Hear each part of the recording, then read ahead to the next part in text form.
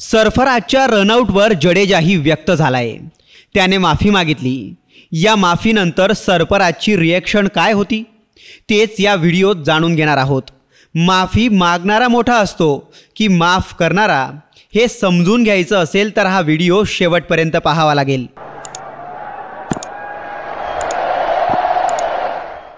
जंगलात तहानेनं व्याकुळलेल्या एखाद्या हरणाने पाण्यासाठी वनवन भटकावं।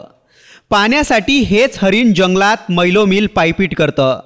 पाणी शोधताना त्याचा पाय वेलींमध्ये झाडे झुडपांमध्ये अडकतो।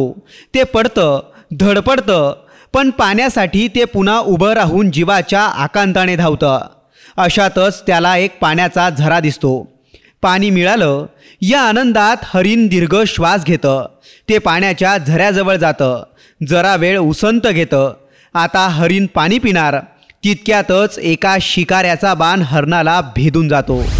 पाण्याची वाट पाहणारं हरिण पाण्याजवळच आपला दम तोडतं। पाण्याच्या झऱ्याजवळ येऊनही पाणी न मिळालेल्या हरणाची जशी गत झाली तशीच काहीशी गत सरफराजची भारत विरुद्ध इंग्लंडच्या तिसऱ्या टेस्ट मॅचमध्ये झाली। टेस्ट मॅच खेळायचं आयुष्यभराचं स्वप्न घेऊन मैदानात उतरलेल्या सरफराजला जडेजाने रनआउट केलं। चांगली बॅटिंग करत असतानाही सरफराजला पुन्हा माघारी फिरावं लागलं। आयुष्यभराचं स्वप्न, वडिलांनी भर मैदानात गाळलेले अश्रू, बायकोने कडाडून मारलेली मिठी आणि अनिल कुंबळेंच्या हातून मिळालेली कॅप, सरफराजचा या सगळ्या गोड आठवणींचा जडेजाच्या एका छोट्याशा चुकीमुळे अंत झाला।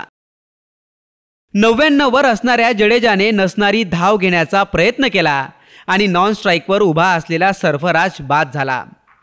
खाली मान घालून पवेलियनकडे जाणाऱ्या सरफराजचा चेहरा सगळं काही सांगून जात होता।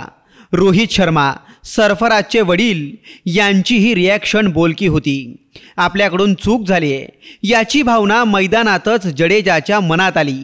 खेळ संपल्यावर स्वतःला कसंबसं रोखून ठेवलेल्या जडेजाने इंस्टाग्रामवरून आपल्या भावनांना वाट मोकळी करून दिली।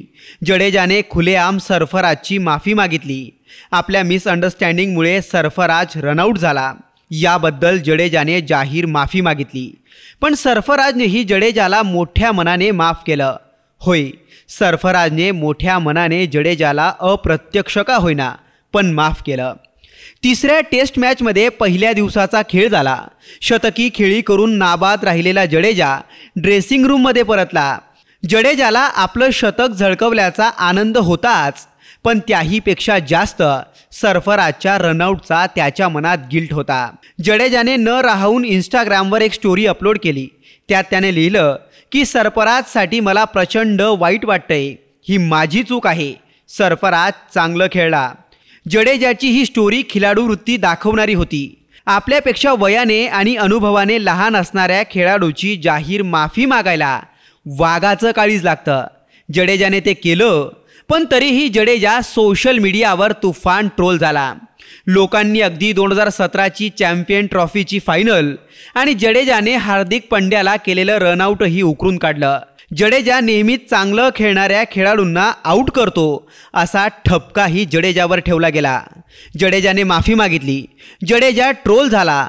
सरफराजच्या बाजूनं लोक उभी राहिली, पण आपल्या रनआउटवर सरफराज काय बोलला माहिती आहे? सरफराज आपल्या मुलाखतीत याबाबत म्हणाला की लंच ब्रेकमध्ये मी जडेजाशी बोललो की माझ्याशी बोलत राहा, मला बोलून खेळायची सवय आहे। त्याप्रमाणे जडेजाने मला सांभाळून घेतलं। माझा पहिला सामना होता, त्याचं मला जडेजामुळे कसलंही दडपण आलं नाही। रनआउट हे चुकीच्या कॉल्समुळे होत राहतात, मिसअंडरस्टँडिंगमुळे हे सगळं घडलं, असं म्हणत सरफराजने या वादावर पडदा टाकला। ज्या सरफराजचं जन्मभराचं स्वप्न जडेजामुळे भंगलं, क्रीजवर सेट झालेल्या ज्या सरफराजला सेट झाल्यावर क्रिकेटचा बॉल फुटबॉलसारखा दिसत होता, त्या सरफराजने जडेजाला अगदी सहज माफ केलं। मॅच पहिली होती पण शेवटची नव्हती हे सरफराजने आपल्या कृतीतून सिद्ध करून दाखवलं। जडेजाने खिलाडू वृत्ती दाखवून सरफराजची माफी मागितली ही गोष्ट मोठीच आहे, पण तरीही विशेष असं काहीच घडलं नाहीये असं भासवत जडेजाला अप्रत्यक्ष माफी देणाऱ्या सरफराजने त्याहीपेक्षा मनाचा मोठेपणा दाखवलाय। कारण माफी मागणाऱ्यापेक्षा माफ करणारा नेहमीच मोठा असतो। ब्युरो रिपोर्ट, साम टीव्ही न्यूज, मुंबई. देश विदेशातील प्रत्येक घडामोडींचे लाईव्ह अपडेट मिळवण्यासाठी आता साम टीव्हीच्या सर्व सोशल मीडिया प्लॅटफॉर्मला लाईक, फॉलो आणि सबस्क्राईब करा. तसंच सर्व नोटिफिकेशनसाठी बेल आयकॉन प्रेस करायला विसरू नका.